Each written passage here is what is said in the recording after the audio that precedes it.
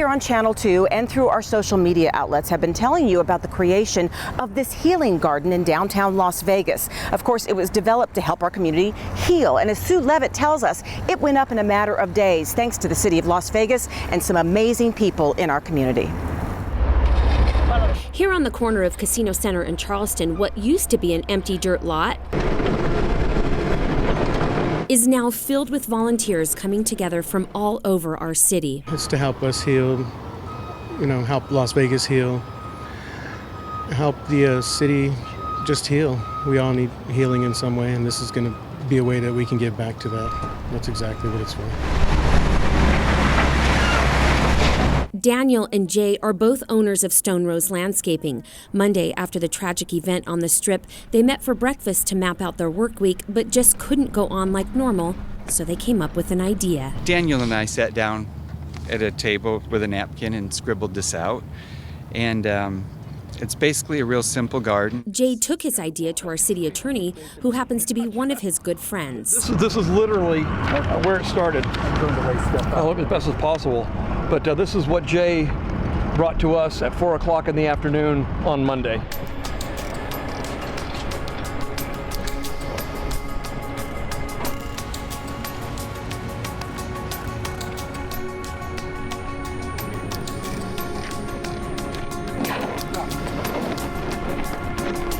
It's got a wall that we're going to create out of pallets where people can write messages and attach it to the wall. It's going to have a central tree in the middle of it, the tree of life. It turns out Siegfried and Roy donated the tree for us, so we have a beautiful tree for that. It's going to have 58 trees that'll be planted, one for each victim of this tragedy. And by 4 o'clock that afternoon, it was sketched out on a cocktail napkin, so to speak, and approved and done. And that next morning I called every contractor, everybody in town I know, and they're all here. By early Wednesday morning, construction was underway. We lost a dear friend in my office and a personal friend as well. And I know from my own perspective to be out here and be in this is great. I can only imagine all the other people and how they feel as well. This is a healing project. It's the best of the city of Las Vegas.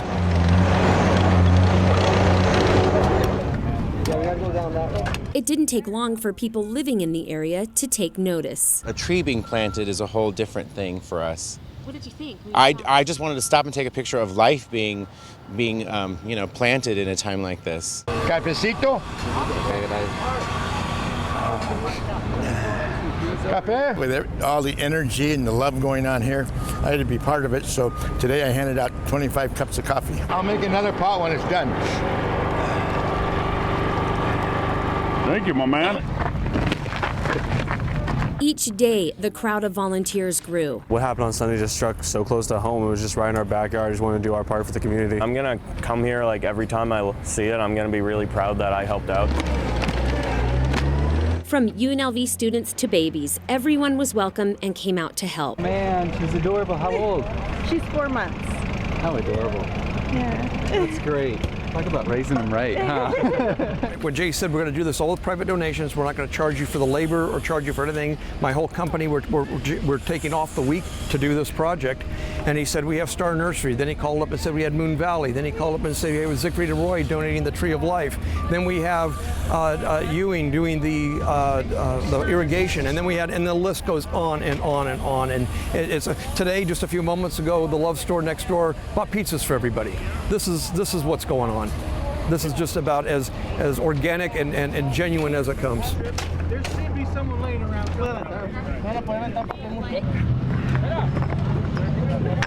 By Friday morning, things were really taking shape with the help of hundreds working nonstop for 3 days straight to make sure the garden would be ready to open Friday evening. Wow. Oh, that is this Friday. Wow. That just gave me all the chills. Thank you. Wow. Thank you, City of Las Vegas. And just in time for First Friday, the garden was ready to be dedicated.